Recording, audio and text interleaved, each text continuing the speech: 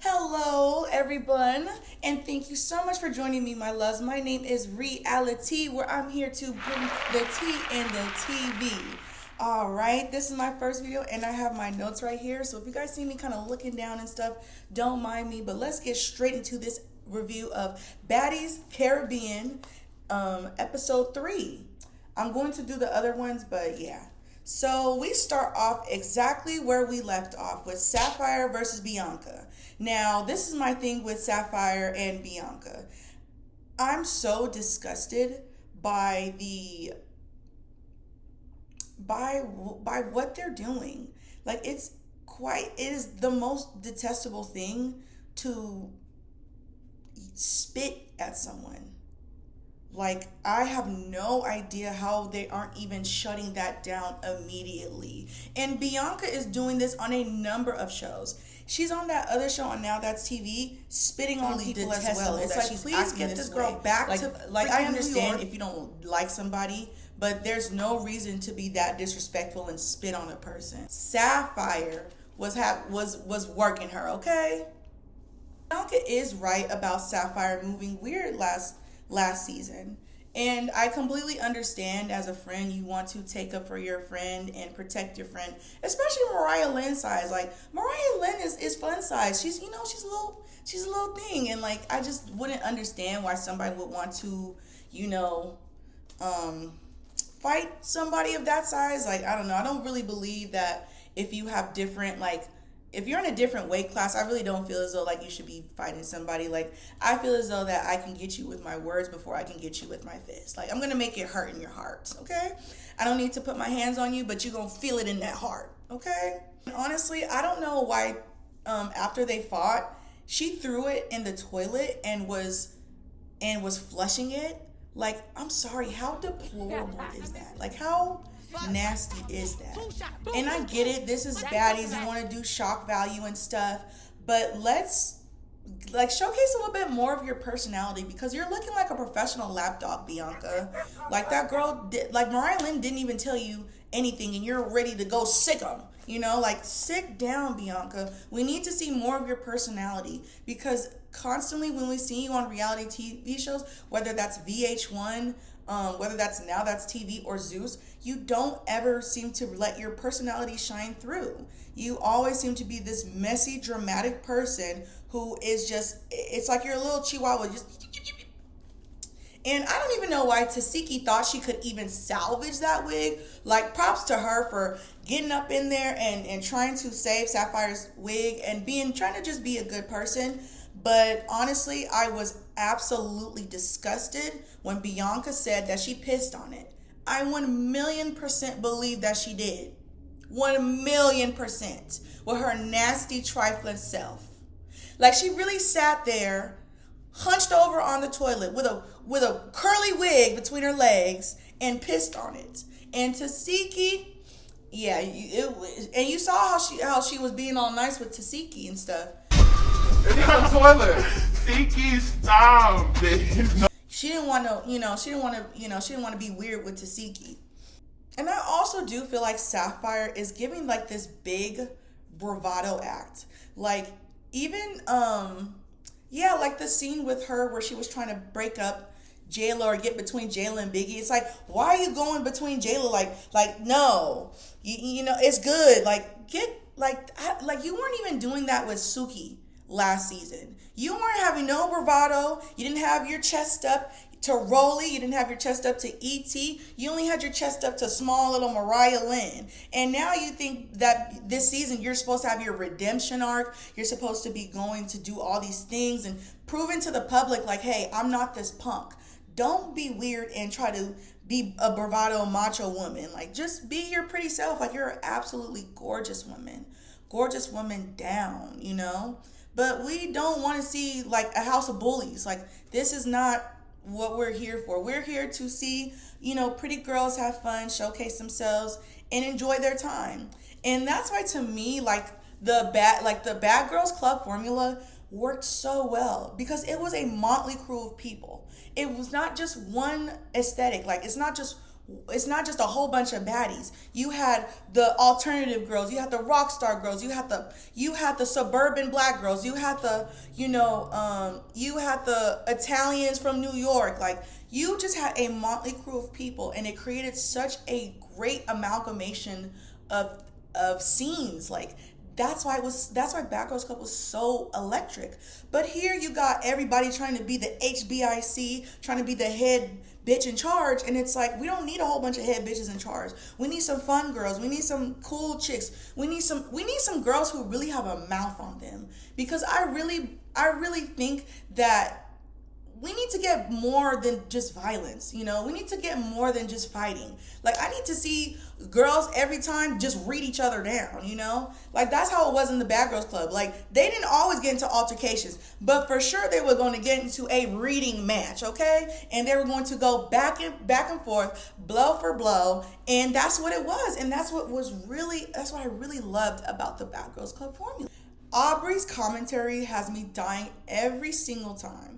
Every single time she says something, I crack up. She said it's giving Red Campbell soup.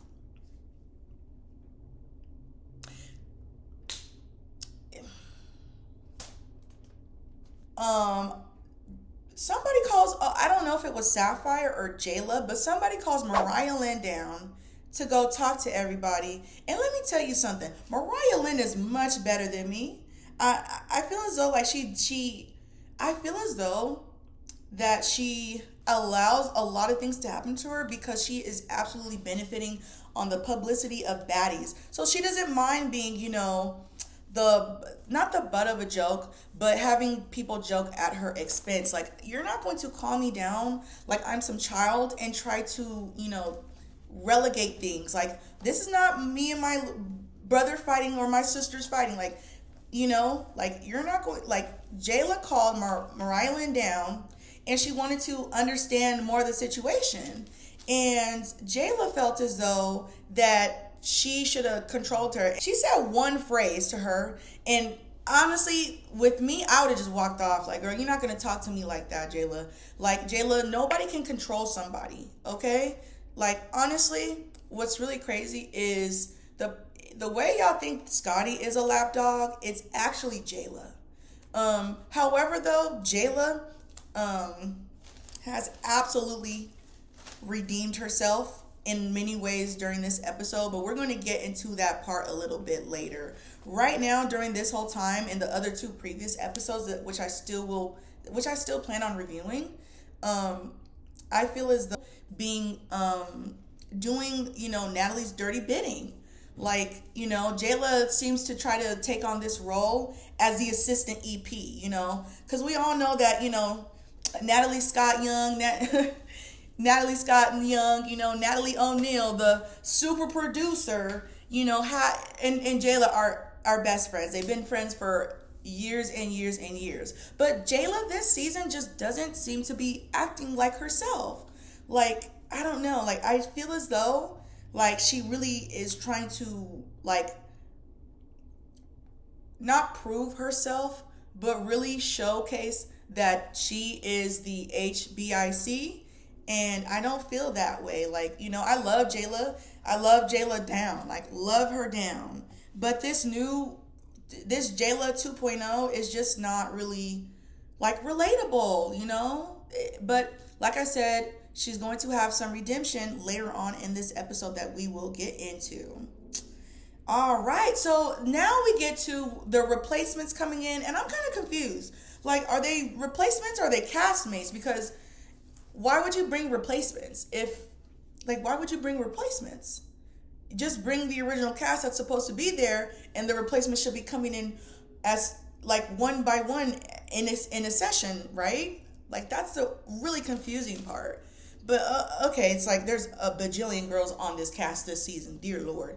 All the other girls come in, and my goodness, Dia, absolutely gorgeous. Love her down. Meatball, I feel like she's going to be an absolute MVP of this season. Love her down, too. Everybody seems to be having a much better vibe, a much better time. Things seem to be, coming a lot better, but there's more new girls coming. It's like these girls are coming in waves. Like this feels like the Call of Duty zombie wave. It's like, oh, okay, finish one round, next round, more intensity. So the other girls come in, and now we get our matchup that we've been waiting for. DTB versus Tinkerbella. Let me tell you something first off, Rip, with Tinkerbella. She can go. She has to be one of the most annoying castmates that they've actually casted. Immediately, Diamond the Body peels back that ginger Aubrey wig. She said, "Come on, girl, let's go. Let's get the scrapping." You feel me? And in my opinion, Diamond the Body was whooping her. Like, she was whooping her, But the interesting thing is that Diamond and Tinka have two very different fighting styles. You have a person who is a grappler, and then you have a person who's a wrestler. Like, I feel like Tinkerbella understands how to use momentum and how to use the momentum and velocity of things in order to gain the upper hand. And I think she would be an excellent wrestler. Like, that girl, hands down, she got to be in some type of wrestling. Like, no lie. Like Tinkerbella, Miss 50 Shades of Grey. Okay, because, girl, what is going on with the bleach? What is going on with the bleach?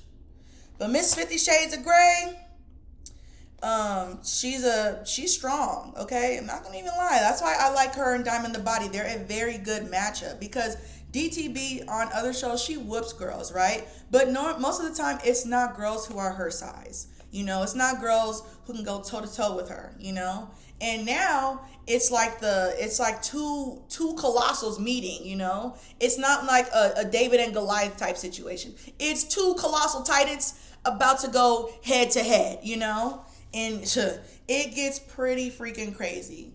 Yeah, so the first when they're fighting, Diamond the Body her hits are connecting.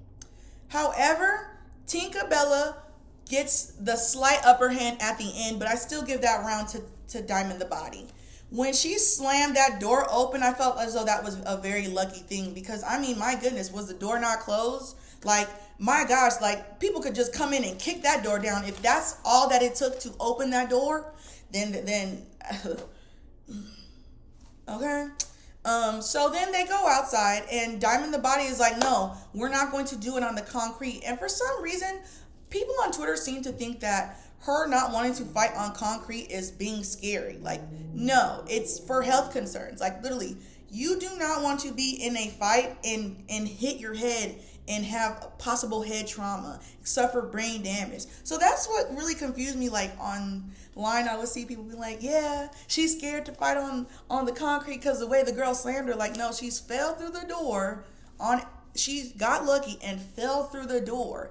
I'm not going to fight on concrete with a person who likes to slam me and possibly get a brain trauma. Because no matter what, even if you was a Suzu's, after getting a brain trauma, it's like you gonna live the rest of your life under conditions that are just not, suitable. Like, you don't know, like, people die from brain trauma. It's like, okay, cool, I won all this money, but then I'm not living, or I might be living, and I might have this, disability that is just very, very,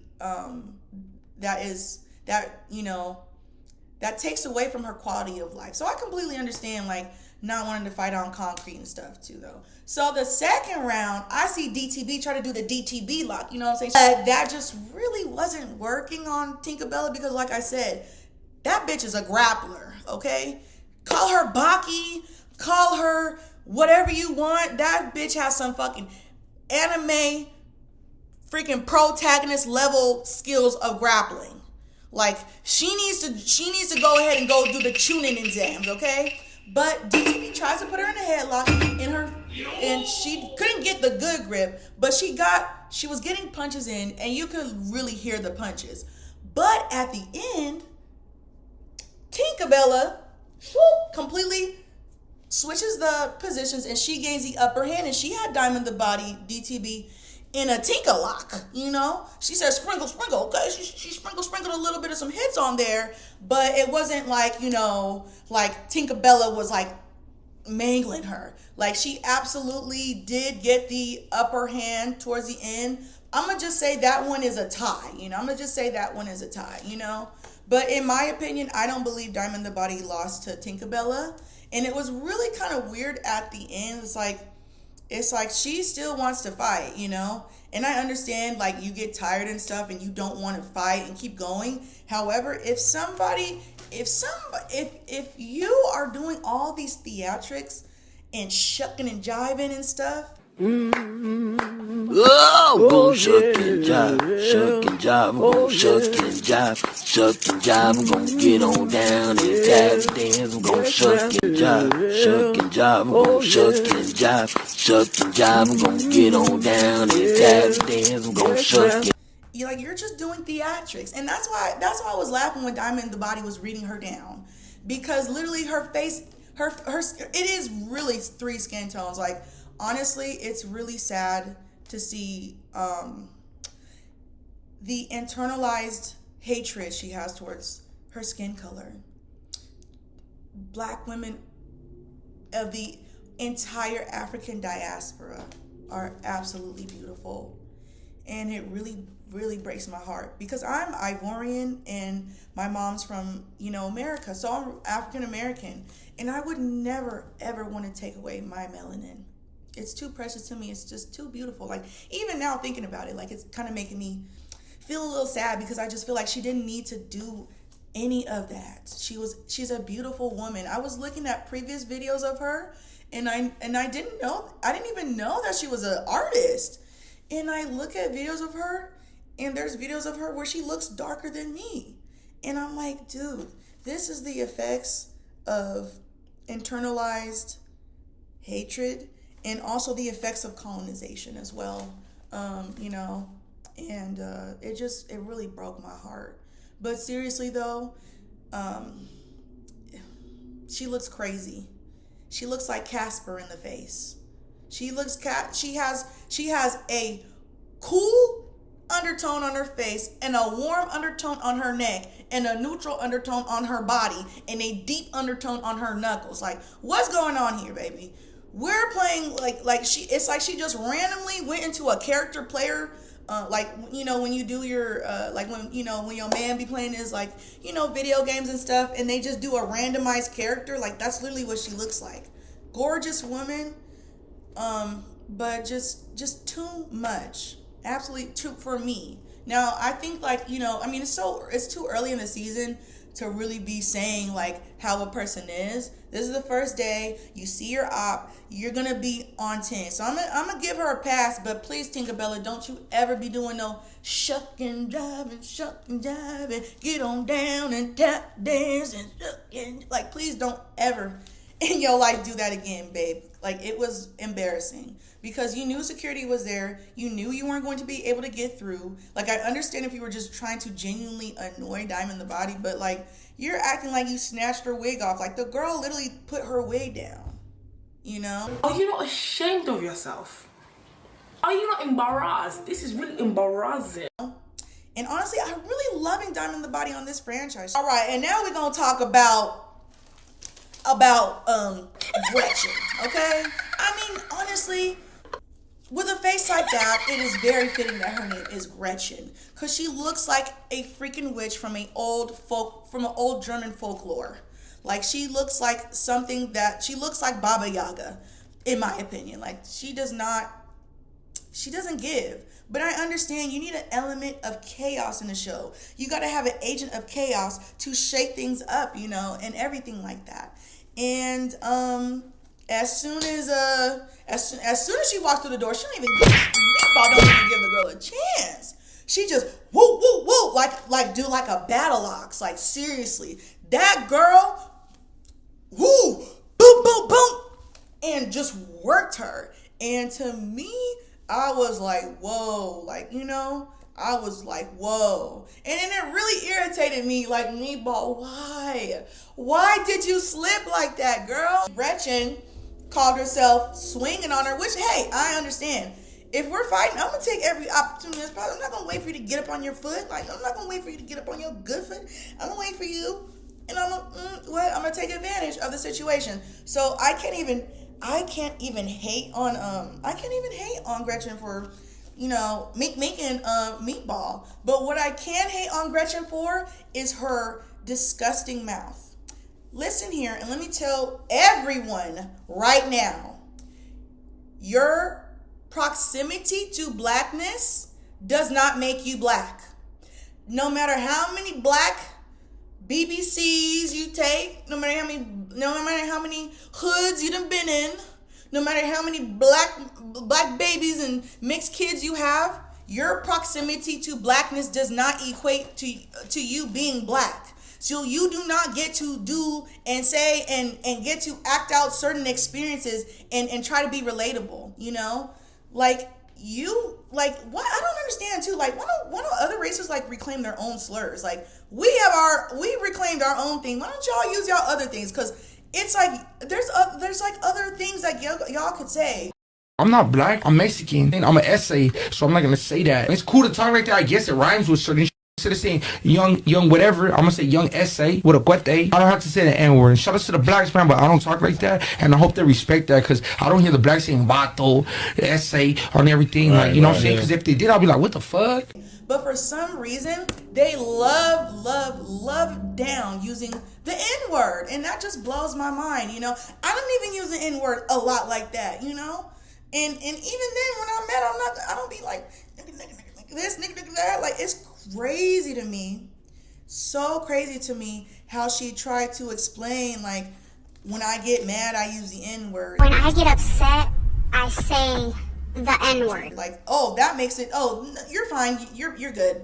She was angry, you guys. She could say the N-word, No, honey. Like I said, your proximity to blackness does not make you black. No matter how you try to slice it, cut it, and dice it, it does not make you black. And when J-Love was trying to give you a chance, you doubled down. And you know what? Here comes J-Love redemption arc. Because J-Love felt the strength of our ancestors come through that. Because the way that she was saying the N-word, it was like she was talking down and being condescending to Meatball. She didn't even apologize to Meatball, like, at all, and that's what really pissed me off. Like you understand the nuances of this. Like, you having black children should make you understand even more it should make you understand even more the implications of using the word like that, like I said, no matter what it is, no matter what, your proximity to blackness does not make you black. Like, I could go to Japan and be an otaku and be all up in Japanese culture. That does not make me Japanese. I cannot go and do, like, there's certain things that I can just not go and do, and it's very disrespectful to every single person up in there. And I'm so happy with what Jayla did. But I will say this, Jayla, when y'all was first fighting, it's like, Jayla, I understand. I'm a millennial. We getting old, girl. We getting old.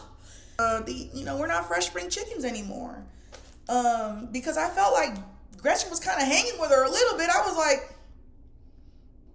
it was the bites the bite is the catalyst, okay? Jayla literally went into the deepest parts of her mind,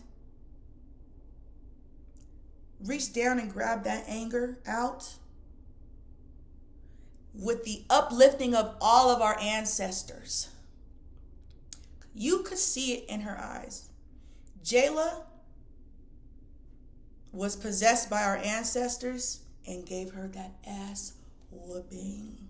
But in my opinion, I was kind of mad. Like, I don't know, like, I felt like Gretchen should have been looking like Martin after that one episode. Like, her face should have been minked up and locked up, because she kept doubling down on it. Like, she kept saying it because she knew it was going to piss them off.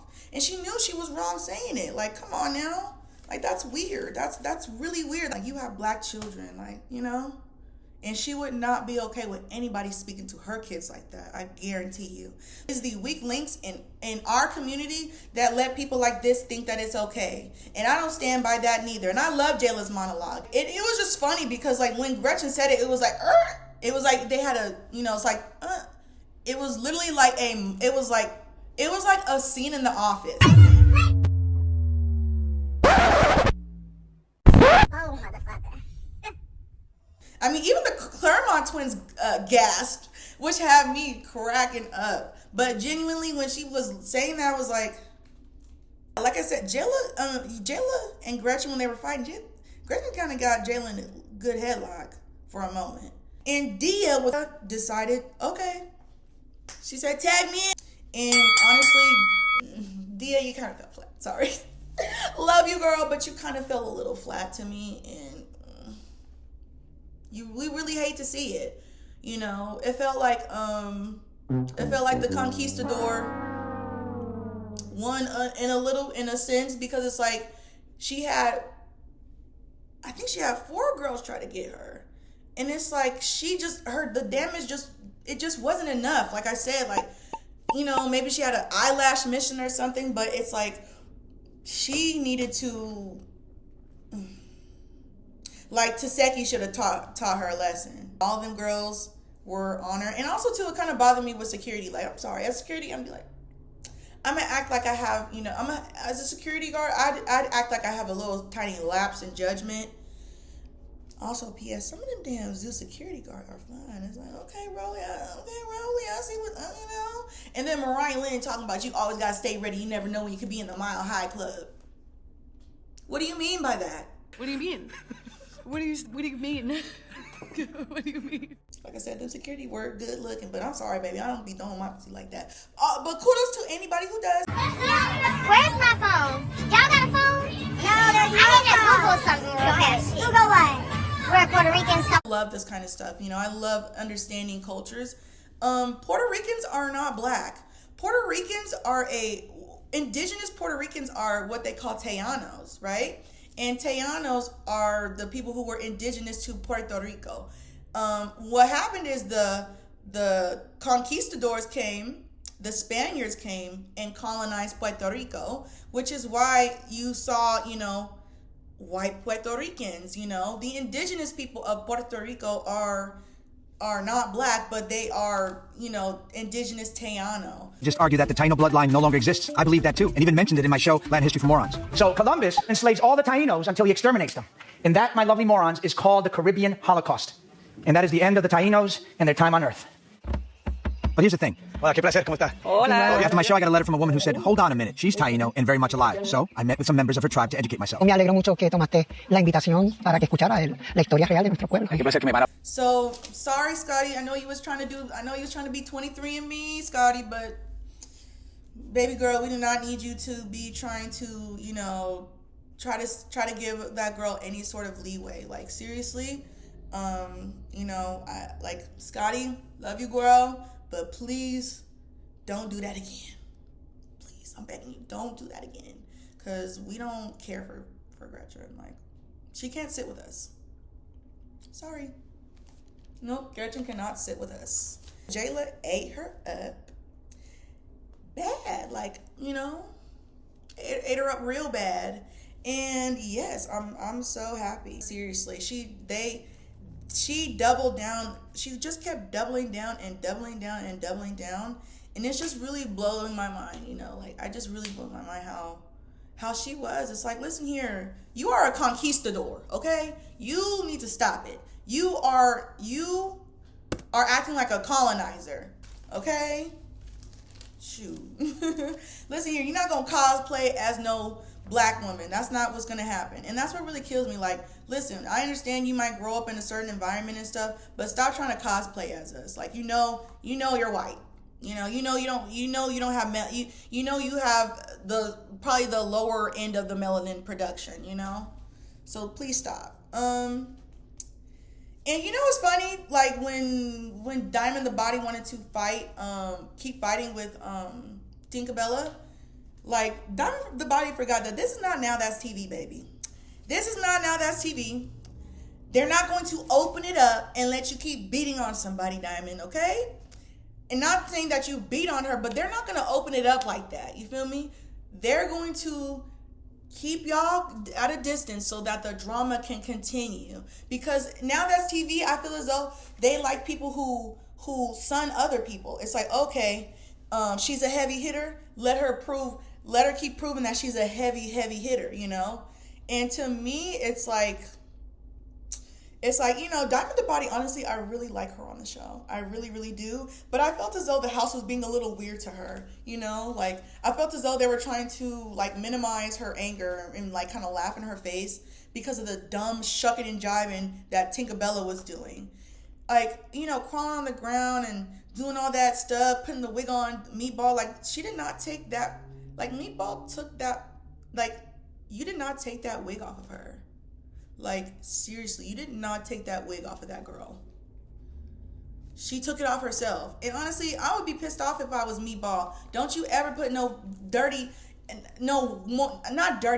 used lace on my face. Like, no. Like, what is wrong with you? Like, no. And I can't wait to see how their friendship plays out, because I'm trying to get an understanding of what happened that caused the degradation of their friendship. Like, what caused their friendship to fall apart? Now, Natalie sent they allegedly high asses to bed. I'm not going to say that they are, but like I said, a lot of these girls' demeanor is very, very weird. It's giving booger sugar. Especially Jayla. Like, when she's talking in the confessionals, sometimes she be sounding like she a little, you know, of that stuff. You know, like, I'm like, this don't sound like Jayla. But, hey, that's just me assuming. I don't want to put that on her. But, Jayla, we want you to be yourself. We don't want you to be the HBIC. We don't need you to relive your glory days. Like, you will always be a star. Like, you will always be rememberable. Do not tarnish your reality TV legacy like this. And it's like, yeah, you don't want to be that girl, you know? And that's what I'm saying, you know? Like, the theatrics was just too much. So Natalie was like, Madam Natalie was like, get your asses to bed, you know, The Madame Natalie was like, yeah, you guys got to take y'all asses to bed, you know. And I like how Scotty was being with Diamond the Body. And that's why I was saying, like, they're being a little indifferent, like, a little weird towards Diamond the Body, because Scotty was like, yeah, she's actually cool. Like, y'all thought just because she was, like, from Now That's TV, like, she's like some weirdo or something. Like, no. Like, Diamond the Body seems like a really, really cool person. She has such a funny personality. And she's hilarious. Like, especially when she be saying, babe. Every time she like, babe. I don't know why, but it cracks me up. It be cracking me up. But I really loved at the end how everybody kind of just came together. You know, like, I really love how Diamond the Body took everything off. She's like, I'm gonna jump in the pool, dude. Like, this is what it's about. Like, we want to see you guys have fun. We want to see you guys live. We don't want to see constant fighting, you know? Like give me drama that builds up, you know? We don't need to drop a tactical nuke every single time when we have a house meeting, Natalie. Like, we could genuinely just, you know, talk things through. Like, I need girls who can read girls down and not get offended and want to be, oh, I'm gonna punch you. Like, no. Like, we don't have to fight every single time, baby. We can talk crap to each other and really duke it out like that. But if it's just going to be constant fighting, it's just going to feel like a little overwhelming. I'm going to be honest with you, like, you know. But I have really, really high hopes for this season. I'm really excited to see more and to get more videos up. And I'll be reviewing the other 2 episodes, so be on the lookout for that. But that concludes this episode with you know, the girls. And next episode is gonna be crazy because we got Biggie, Big Dominican, Big Biggie, and we got Tommy, real what'd she say? I forget what the fuck she said. But she's, I forget her little saying, but Biggie and Tommy are back as a kind of duo, but I don't know. Like, we'll see. Like, Biggie, please don't be no lapdog or nothing. Like, I already know you beefing with Natalie and you don't like her right now, but it's like, please don't be like that. Like, please, we don't want to dislike you again, because like that was the main reason when nobody liked you, is because you were being such a lapdog to Tommy. So yeah, that concludes this review. So thank you so much, guys. Make sure you like, comment, and subscribe to RE.allyTea, and I can't wait to the next sip. All right, you guys have a good one.